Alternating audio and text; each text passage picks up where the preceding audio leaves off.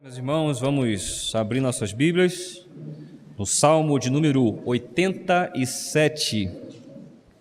Nesta manhã nós ouviremos então uma exposição desse Salmo, um Salmo que nos edifica no tocante à Igreja do Senhor de todos os séculos, de todos os lugares.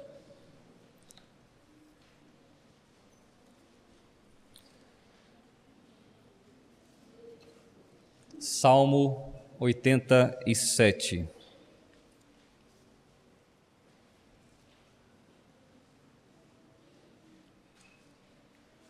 Diz assim a palavra do Senhor. Salmo dos filhos de Corá, cântico, fundada por ele sobre os montes santos.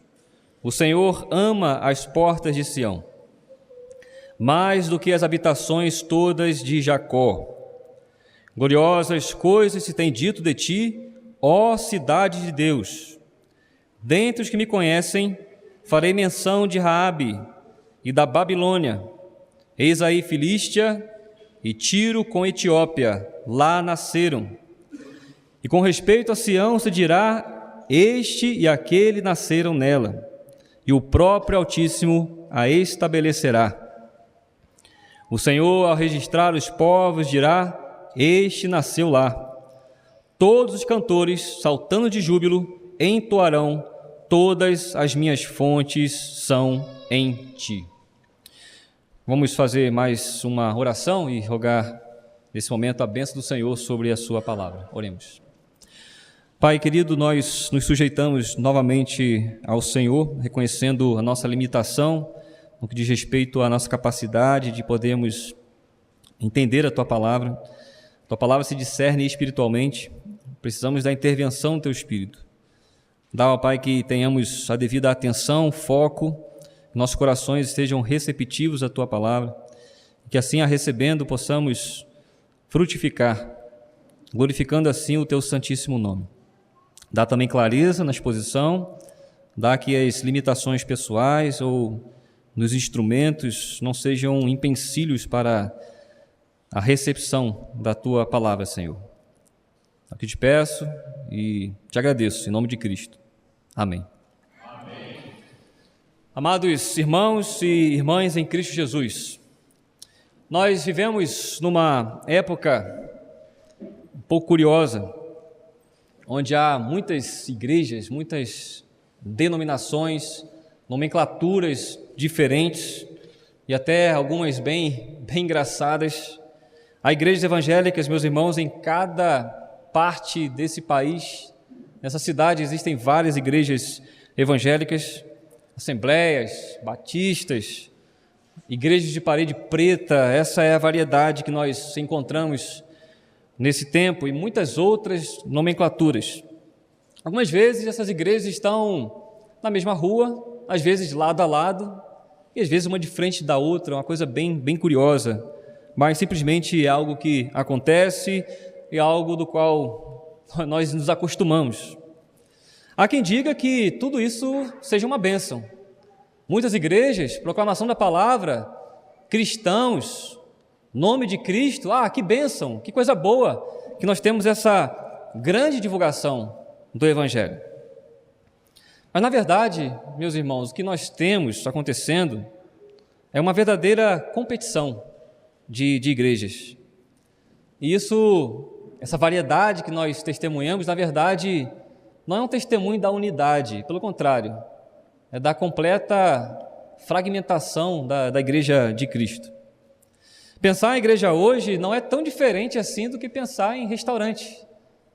Você entra no restaurante, você tem o seu menu, o seu cardápio, você escolhe aquilo que você quer comer. Então, basicamente, a igreja se tornou isso. Você entra, olha, não gosto disso aqui, gosto da banda, não gosto do pregador, então não me senti bem nessa igreja. E a pessoa acaba saindo dessas igrejas. Então não há nenhum entendimento sobre o que é a igreja verdadeira de Cristo. Cada um tem um cardápio, oferece um cardápio diferente e cada pessoa escolhe aquilo que mais agrada a sua própria cobiça e aquilo que agrada os seus sentidos, seus olhos, suas emoções, É isso que atrai as pessoas. Mas então a pergunta é: o que é a igreja? Onde a igreja está? E o Salmo 87, que é um salmo dos filhos de Corá, esse salmo fala da gloriosa igreja fundada por Deus. E esse salmo, como nós lemos, é um cântico, ou seja, ele foi escrito para ser cantado. A igreja aqui é objeto do nosso louvor, a igreja verdadeira. Devemos então reconhecer que igreja é essa. Agora, um pouco sobre o contexto desse salmo nos ajuda muito a conectar com essa introdução sobre essa multiplicidade de igreja, que podemos dizer assim, na verdade, que a igreja, pelo menos no sentido das igrejas, né, elas estão em completa ruína. A igreja verdadeira que se encontra dentro dessa multidão de igrejas é uma igreja que parece em ruínas. Você olha, cadê essa igreja? Quando você encontra alguma, então você vê também a fragilidade. Muitas pessoas que chegam se perguntam: será que é uma igreja verdadeira? Então, assim, a visão nesse escopo inteiro da igreja verdadeira é uma visão de ruínas. Você não vê a variedade dessas verdadeiras igrejas. Você vê uma completa limitação, ou a igreja verdadeira como uma coisa ínfima no meio do que é a maioria das igrejas. Então, o cenário é de ruínas, podemos dizer assim. Exatamente o contexto do Salmo 37 também é um contexto de ruínas. Aqui o povo está voltando do exílio, e quando ele chega lá na sua terra, na Palestina novamente, eles olham para onde se encontrava aquele glorioso templo feito por Salomão. O que eles veem ali? Destruição completa, não tem nada mais, está tudo pedra sobre pedra, tudo completamente destruído. Então, olhando de forma terrena, é assim que se vê a igreja, é assim que eles contemplam a igreja naquele momento. Talvez essa é a nossa visão, assim nós contemplamos o que é a igreja de Cristo, a verdadeira igreja de Cristo nesse momento. E talvez o sentimento seja tal como eles, nós também. O sentimento é: será que há esperança? Será que haverá um momento de glória novamente? Dessa construção, dessa edificação? Essa é a pergunta que eles tiveram, e essa é a pergunta que talvez nós façamos. Então, o que nós veremos, meus irmãos, há uma promessa aqui de Deus de que Ele restaurará a sua igreja. Ela é gloriosa, ela é uma igreja cujo projeto vem das próprias mãos do Criador, das mãos de Deus, e essa igreja que você faz parte. Então, o tema desse salmo, para que possamos aqui sair com uma ideia bem resumida desse salmo, é o seguinte: a gloriosa igreja fundada por Deus é a igreja da qual você faz parte. Então, essa gloriosa igreja fundada por Deus é a igreja da qual você faz parte. Temos aqui 3 pontos nesse salmo, três conexões aqui que podemos fazer desse salmo com esse tema. Vamos dividir assim: os versículos 1 a 2, nós observamos o estabelecimento da igreja. Isso é o primeiro ponto. Vemos aqui o estabelecimento da igreja. Dos versículos 3 até o versículo 6, nós observamos a catolicidade dessa igreja. Essa igreja é católica, não no sentido romanista da coisa, né? Mas no sentido de universalidade. Essa igreja é universal. E finalmente, o terceiro ponto dessa pregação, versículo 7, nós observamos a alegria dos membros dessa igreja. Então, temos o estabelecimento, a catolicidade e a reação dos membros, a alegria dos membros dessa igreja. Então, vamos ao Salmo. Versículos 1 e 2, vamos ler novamente. A palavra de Deus diz assim: fundada por Ele sobre os montes santos, o Senhor ama as portas de Sião mais do que as habitações de Jacó. Então, a primeira coisa que esse salmo fala é sobre um fundamento. Talvez aqui não mais em Cabo Frio, mas na igreja de Cabo Frio existam vários construtores, pessoal que trabalha com obra, mestres de obra, e eles sabem bem do que nós que uma boa construção, uma boa Para se construir uma boa edificação, é necessário ter um bom fundamento. Você precisa ter um bom fundamento para ter uma boa edificação. Mas também, para se ter uma boa edificação, um bom fundamento, é necessário ter um bom construtor.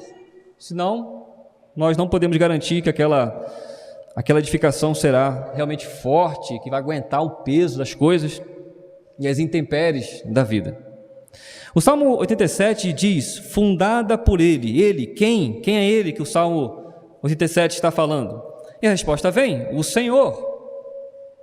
E quem é esse Senhor? O Senhor no hebraico com aquelas letras maiúsculas, que é o pentagrama, é a maneira como Deus se revela no Antigo Testamento, Yahvé, como Deus se revelou a Moisés em Êxodo 3, ele começou então Deus a se revelar assim para o seu povo. Esse é o Deus que tem uma aliança com o seu povo. É esse Deus quem está fundamentando, estabelecendo essa igreja. O Deus que faz uma aliança com um povo. O Deus que não varia nessa aliança. O Deus que chama eficazmente. É esse Deus da aliança. O Deus garantidor, aquele Deus que vai manter as coisas de pé, ainda que haja muitas adversidades. Esse é o Deus Yahvé, é o Deus da aliança, é o Deus criador de todas as coisas, é o Deus todo-poderoso, criador do mundo, do universo inteiro, e ao mesmo tempo Deus que fez uma aliança com os patriarcas, que constituiu, que criou um povo, que chamou de sua propriedade peculiar. Esse é o fundador. E o que ele fundou? O Senhor fundou a Sião, ou Jerusalém. Sião e Jerusalém é a mesma coisa aqui.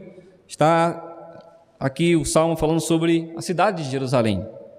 Então, o Senhor fundou Sião a fim de edificar ali uma cidade, um lugar para si, para se manifestar no meio do seu povo. O versículo 3 chama essa cidade de cidade de Deus. Então, Jerusalém, que aqui é também chamada de portas de Sião, isso quer dizer que Jerusalém, a cidade de Deus, ou seja, porque Deus quis se revelar ali, ele é a porta de entrada para a sua presença. Portas da cidade de Deus, Jerusalém ou Sião. É interessante que toda essa escolha dessa cidade ou dos montes, nós podemos ler aqui, que ele fundou Jerusalém sobre os montes, fundada por ele, sobre os montes santos. Isso nos revela uma questão muito íntima com a nossa própria eleição, porque na eleição, Deus quando nos chama, Ele não vê nada em nós, de mérito, de bondade, não observa uma previsão de fé, não está vendo uma fé que a gente vai ter no futuro, nada disso, mas é de acordo com o seu beneplácito, com sua vontade. Ele elege um povo para si. O que temos aqui não é diferente, a escolha desse local não é diferente. É dito que Deus amou esse lugar. Então, para Deus amar alguma coisa, não precisa aquela coisa ter a sua dignidade. Deus, no seu beneplácito, escolhe algo, Ele ama aquela coisa, Ele decide coisas em relação àquele objeto do seu amor. Então aqui diz que ele amou aquele lugar mais do que as outras habitações de Jacó. Ele escolheu soberanamente esse lugar aqui, esse lugar cujos montes nem são os mais altos. Talvez possamos pensar, não, os montes lá de Jerusalém, Deus fundou ali uma cidade para si. Não eram também os montes mais altos. Em verdade, Jerusalém até foi conquistada muito tempo depois por Davi. O povo chegou em Canaã, passou muitos séculos, e então Jerusalém é conquistada. Então não é baseado em nada de alguma coisa positiva que Deus tenha escolhido essa cidade. Não, Ele amou soberanamente e por livre escolha Ele escolheu esse local. Então eles são santos, não pela sua dignidade, mas porque o Senhor escolheu e o Senhor decidiu morar ali. Então decidiu fazer a sua presença ser manifesta naquele local. O Salmo 132, para ir um pouquinho aí adiante, versículo 13, 132, Versículo 13 diz: pois o Senhor escolheu a Sião, preferiu-a por sua morada. Uma escolha livre do Senhor.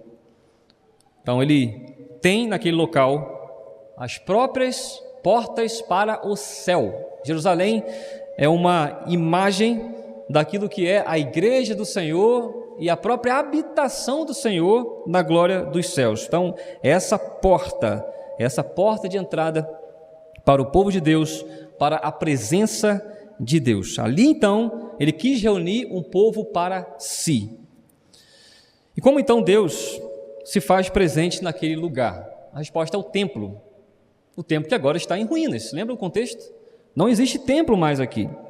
Mas, então, existia ali um templo, e o templo era um símbolo da presença de Deus. Quando o povo entrava naquele lugar para oferecer sacrifícios, eles tinham uma conexão com Deus e com a própria eternidade. Então eram esse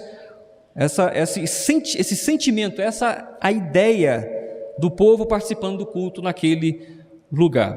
É interessante como o templo e as coisas que estão nele, dentro dele, remetiam ao paraíso, remetiam ao Éden.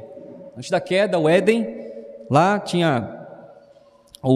nossos primeiros pais foram colocados naquele jardim para cultivar, para adorar a Deus, e isso foi perdido. Mas no templo existiam ali imagens que remetiam a esse paraíso, ao Éden.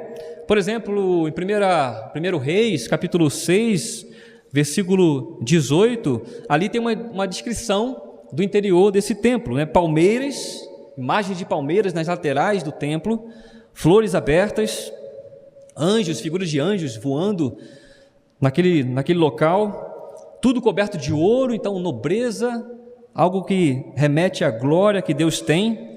E havia lá um lugar mais especial, que era o Santíssimo Lugar. Além do véu existia um lugar mais especial, o Santo dos Santos. E era lá que ficava uma coisa muito importante, que era a Arca da Aliança.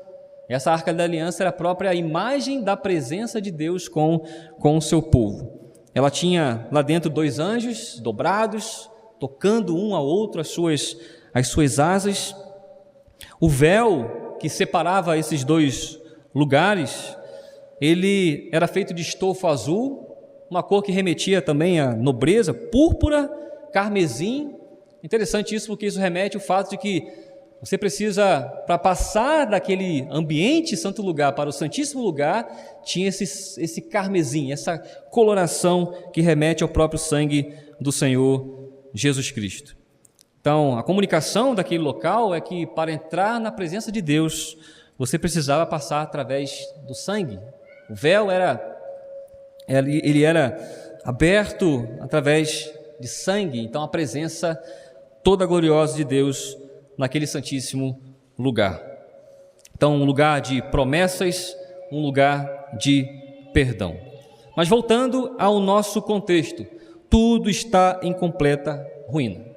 Como ter esperança naquele lugar? Eles estão voltando, e como ter esperança naquele lugar? Como ter esperança da presença de Deus, de estar arrolado como povo de Deus, sem esse símbolo da presença de Deus?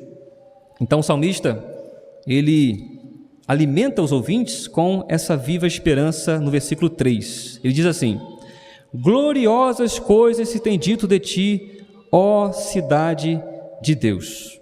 E a pergunta é: que coisas gloriosas são essas? Isso nos leva ao segundo ponto. O segundo ponto já declara isso, mas nós não queremos apenas ouvir o que temos nesse salmo aqui. Gloriosas coisas se tem dito de ti. Então existem coisas faladas sobre Jerusalém que são bem gloriosas, mas aqui nós temos algumas delas. Versículo 4 até versículo 6, então entramos no segundo ponto. Diz assim: dentre os que me conhecem farei menção de Raabe e da Babilônia, eis aí Filístia e Tiro com Etiópia, lá nasceram. E com respeito a Sião se dirá: este e aquele nasceram nela, e o próprio Altíssimo a estabelecerá. Então ele fundou e ele estabelece. Interessante isso. Ou seja, a boa obra que ele começa, ele vai estabelecer, ele vai fazer isso chegar até o fim. Versículo 6: o Senhor, ao registrar os povos, dirá: este nasceu lá. Então já temos uma imagem daquilo que será essa igreja gloriosa, fundada por Deus. A imagem dela está lá em Jerusalém, estava em Jerusalém, no templo. Mas então, o que se havia falado sobre ela que o torna tão gloriosa? Abra comigo em Isaías, e aqui nós temos algumas dessas respostas. Isaías capítulo 2. Isaías capítulo 2, versículo 3.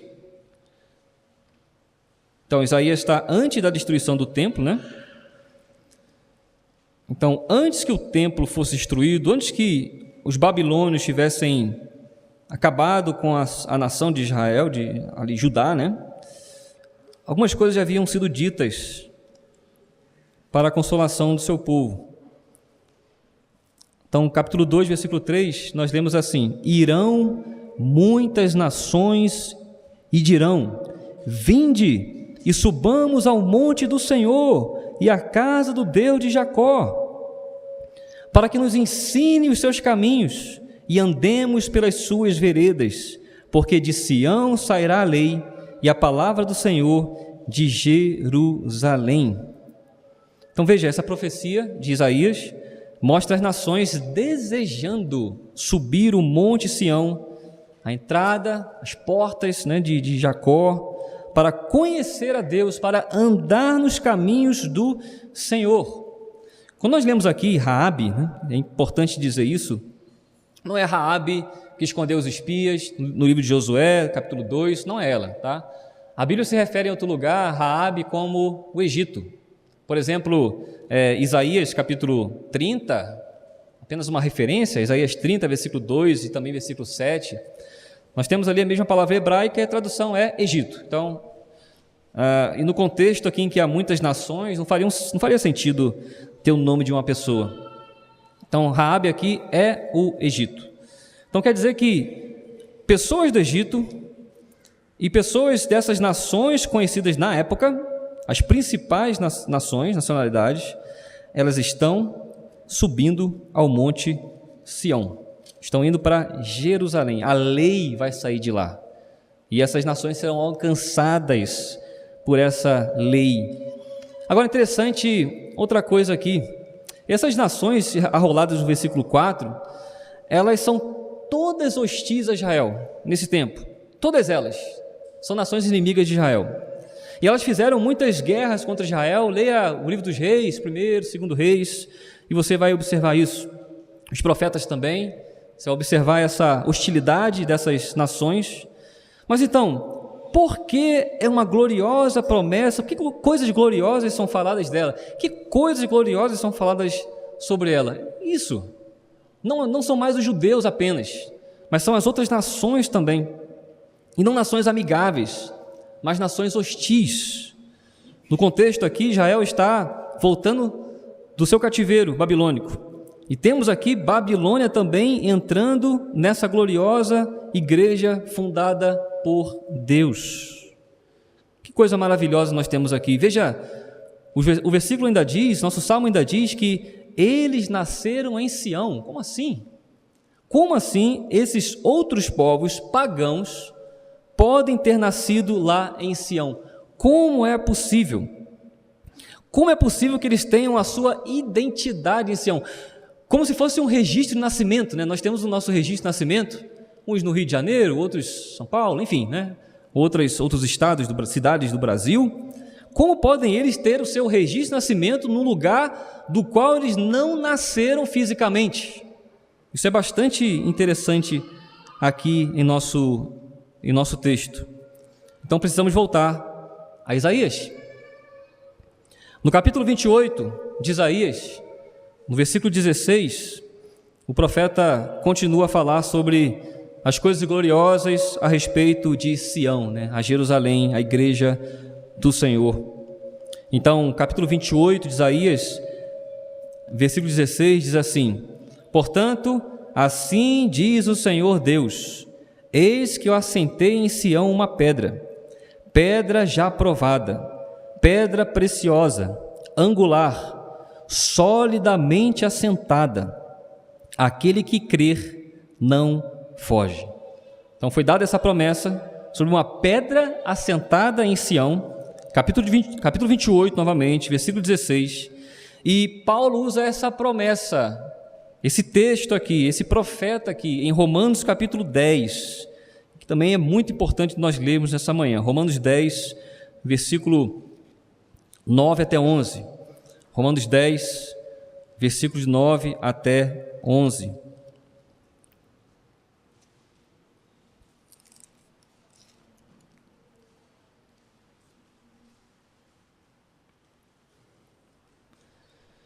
Veja que é uma promessa que se concretiza em Cristo. Diz assim, versículo 9: se com a tua boca confessares Jesus como Senhor, e em teu coração creres que Deus o ressuscitou dentre os mortos, serás salvo.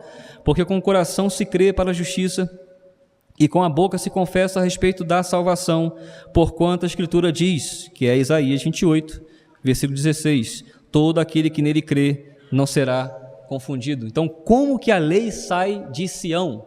A lei sai de Sião, é a lei do Evangelho, é Cristo, é a pregação sobre Cristo, e como as pessoas podem ter o seu registro de nascimento lá em Sião, como se tivessem nascido naquele lugar, é através da fé em Cristo.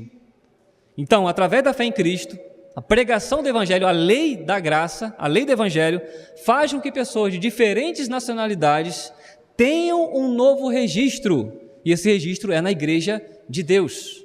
Jesus nos falou sobre nascer de novo. Para Nicodemos, em João capítulo 3, disse, é necessário nascer de novo. João perguntou, Nicodemos perguntou, como alguém pode nascer, como alguém pode voltar para o ventre da sua mãe? Ou seja, é um novo nascimento, é um novo registro que se faz através da fé em Cristo Jesus.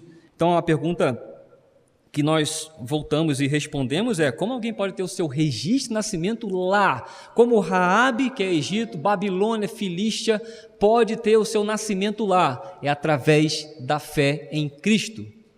Eles não tiveram, claro, o que nós temos hoje em dia de profecia, mas os israelitas no passado foram salvos também da mesma promessa em Cristo. Se eles crerem nessa promessa, eles recebem um novo registro. Quando nós cremos nessa promessa, nós recebemos também um novo registro.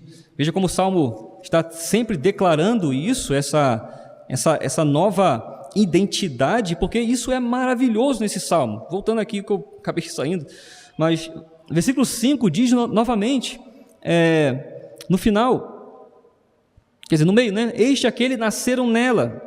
Versículo 6, Senhor registrado os povos dirá, este nasceu lá. Novo nascimento, novo registro através da pedra assentada em Sião. Essa pedra é o Senhor Jesus Cristo. E o meio para alcançar isso é a fé em Cristo Jesus.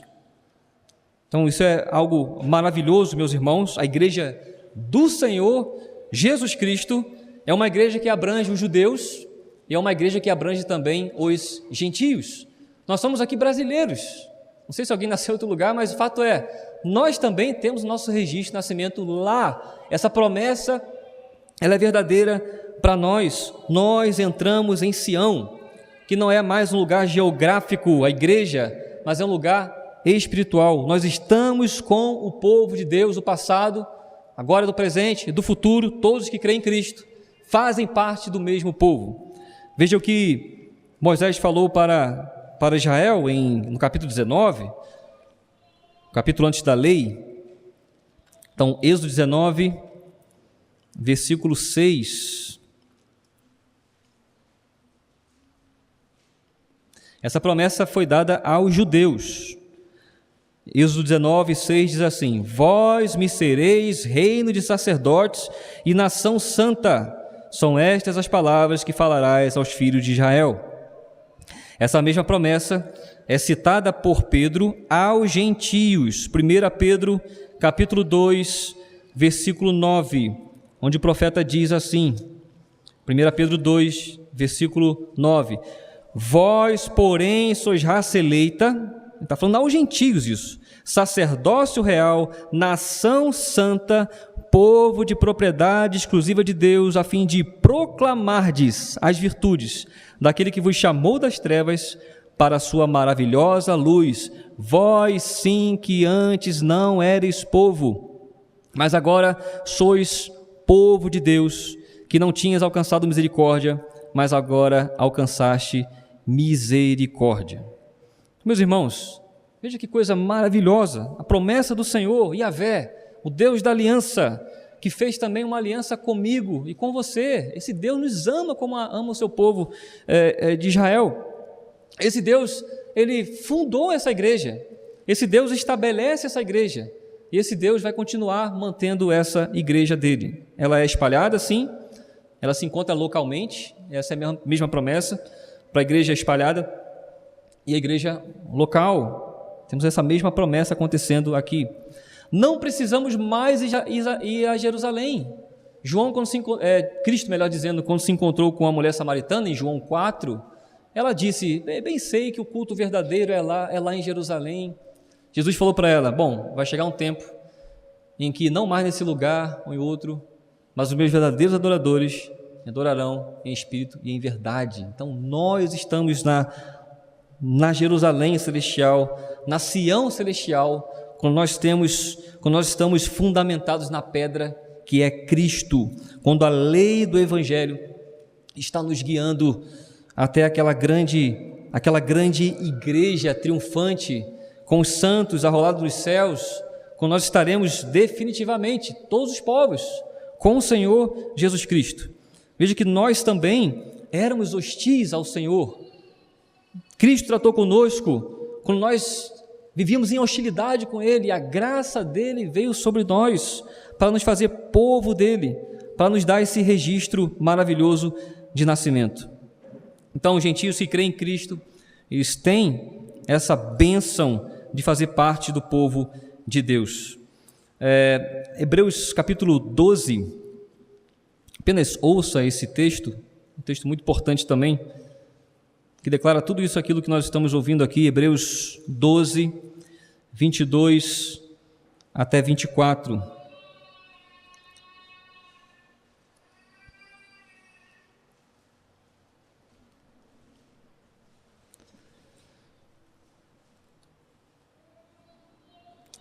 Lemos assim, 22, mas tendes chegado ao monte Sião e à cidade do Deus vivo, a Jerusalém celestial, e a incontáveis hostes de anjos e a universal assembleia, igreja dos primogênitos arrolados nos céus, e a Deus, o juiz de todos, e aos espíritos dos justos aperfeiçoados, e a Jesus, o mediador da nova aliança, e ao sangue da aspersão, que fala coisas superiores ao que fala o próprio Abel. Então veja Cristo conectando todo o seu povo a essa cidade do Deus vivo, a Sião celestial, essa gloriosa e universal igreja de Deus em Cristo. O apóstolo João, ele viu essa igreja, ele teve uma visão, uma projeção dessa igreja lá em Apocalipse, capítulo 5, versículo 9 e 10, então vemos a Escritura falando e confirmando ela mesma. Apocalipse 5, versículos 9 e 10, nós lemos assim: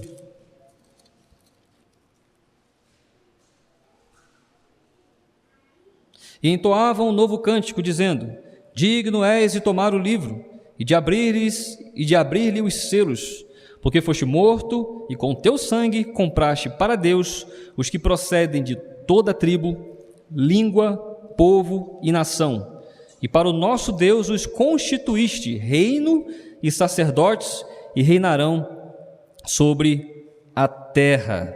Veja a promessa que temos no Senhor Jesus Cristo aqui. Isso está no contexto dos 4 seres viventes, os 24 anciãos, e esse novo cântico ele é entoado para a glória do Filho de Deus.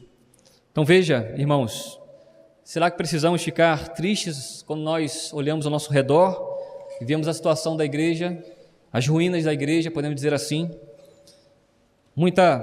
a multiplicidade, todo escândalo, né? Todo escândalo que nós ouvimos, pastores, falsos pastores, igrejas, impérios de igrejas, e aí ficamos desanimados. Será que precisamos ficar desanimados? Será que é legítimo ficar assim, um desânimo constante sobre o estado de coisas? A resposta é não, meus irmãos. Veja Deus nos chamando a contemplarmos a gloriosa igreja estabelecida por Ele em Cristo Jesus, que está espalhada por esse mundo. Sempre que há um povo que quer um compromisso fiel com Cristo, lá estão algumas pessoas que têm a sua identidade em Sião, lá na igreja gloriosa e universal de Cristo. E você faz parte dessa igreja. Você é um cidadão do reino dos céus. E então, sabendo disso, qual deve ser a nossa atitude? Isso nos leva ao último ponto, o último versículo desse salmo, o versículo 7. Nós lemos sobre a alegria dessa igreja. Fala sobre todos os cantores, ou seja, todos aqueles que celebram, não são cantores especiais aqui, é o povo de Deus, esses são os cantores, eles estão celebrando as coisas que Deus tem prometido à sua igreja. Então, estão saltando de júbilo aqui. Isso tem a ver com, no original, dá uma ideia de mexer o corpo mesmo. Mas isso não se faz no culto e na adoração, tá? Nós não acreditamos que o culto é um lugar para que fiquemos aqui no palco, aqui dançando, esse tipo de coisa. Não é isso. Mas o que o Salmo quer chamar a atenção é que há uma celebração, há um movimento, há uma energia do povo de Deus no tocante, ou como consequência, a sabermos aquilo que Deus tem prometido à sua igreja. Nós não somos membros assim, sabe, passivos, membros inoperantes, inócuos e diferentes, não.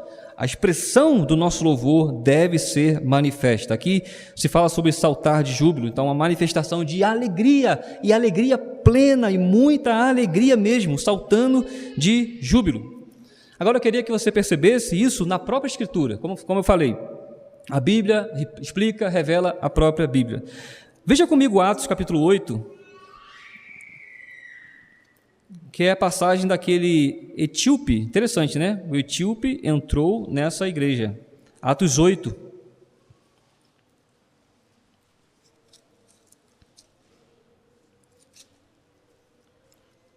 Atos 8, versículo 39. Ele estava lendo Isaías, aí Filipe chega para ele e pergunta: você entende o que você está lendo? Ele: como eu vou entender se não tem ninguém que me explique? Então ele explicou, essa passagem falava sobre Cristo, ele creu, e o que aconteceu? Ele foi batizado. Mas eu quero chamar a atenção para um fato aqui que tem tudo a ver com o nosso Salmo 87.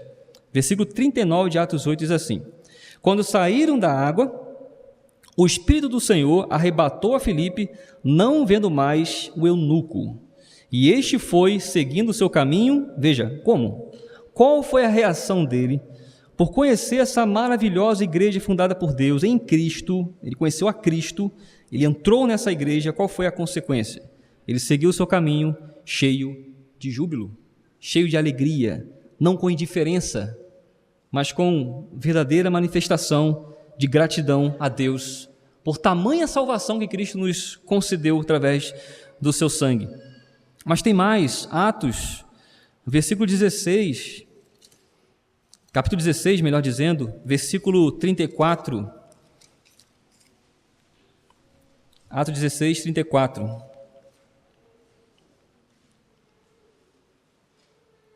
Isso é a conversão daquele carcereiro, ele era romano, então temos aqui, né, um romano. O Salmo 87 não fala sobre Roma, porque não existia ainda esse grande império, esse povo grande.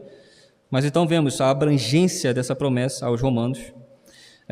Atos 16, versículo 34 diz assim: então, levando-os para a sua própria casa, lhes pôs a mesa, e com todos os seus manifestava grande alegria, sempre essa ênfase, né?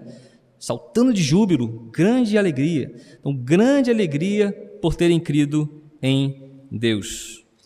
Então, a pergunta inevitável para nós é essa: qual tem sido a nossa atitude diante dessa gloriosa obra de Cristo, essa igreja fundamentada, criada por Deus em Cristo Jesus, a lei que saiu de Sião, o evangelho que saiu para nós, que nos deu um novo registro de nascimento, como se tivéssemos nascido lá com aquele povo. Como você tem expressado essa alegria em pertencer a essa Sião celestial? Essa alegria tem se expressado no seu serviço cristão? Essa alegria tem se expressado na comunhão dos santos, na hospitalidade, no serviço mútuo, na ajuda mútua entre cada irmão, ferro afiando ferro e capacitando cada vez mais. Essa alegria tem se evidenciado na sua relação em casa, pai com seus filhos, filhos também aqui com seus pais, esposo com sua esposa e vice-versa, esposa para com o esposo. Como isso tem se manifestado? Não é ficar pulando de alegria, mas é o serviço que revela a alegria e o entendimento de quem nós somos agora em Cristo Jesus. É uma coisa concreta, não é uma coisa só de lábios, louvores, essa coisa não. É uma coisa de obedecer ao Senhor, conforme os seus mandamentos, conforme a sua palavra. Como você tem manifestado essa alegria no meio do povo de Deus. Então isso fica para nós como uma meditação, um desafio para nós. Então veja, o salmista que começou mostrando esta igreja fundada por Deus em Cristo, termina dizendo que as suas fontes estão nela. O que isso quer dizer? O salmista fala que a fonte da sua alegria, esse é o ponto, ela está em Sião. Quem é a pedra de Sião? Cristo. Todas as nossas fontes, tudo que somos, que fazemos, deve estar fundamentado em Cristo. Ele é a fonte da nossa alegria, do nosso serviço, da nossa vida cristã. Ele é a fonte do louvor da igreja. Ele é a fonte de tudo aquilo que fazemos, o nosso trabalho, lá no mundo, com o patrão, ainda que seja chato, ainda que seja um cara opressor, mas a nossa fonte está em Cristo. Não há alegria fora da salvação em Cristo. Não há alegria fora da comunhão com o povo de Cristo. Todas as nossas fontes estão nele. Dele flui toda a nossa motivação. Ninguém, jamais, em nenhum lugar, encontrará alegria plena a parte de Cristo. Ninguém. Portanto, existem esses que buscam as drogas, buscam o sexo, o dinheiro, porque há esse clamor do homem de buscar alegria. E se não for em Cristo, ele vai buscar em outra coisa. Onde está a nossa alegria? Então, para concluir, meus amados irmãos, diante de uma igreja que agora não parece tão gloriosa assim, somos chamados a nos alegrar com a igreja descrita nesse salmo, cuja pedra angular é Cristo. Então, vivam para a glória desse Deus em toda a sua vida, com toda a sua vida. Vivam agora na expectativa de que um dia vocês verão, nós veremos com os nossos próprios olhos a plenitude dessa gloriosa igreja, comprada pelo precioso sangue do nosso Senhor Jesus Cristo. Amém.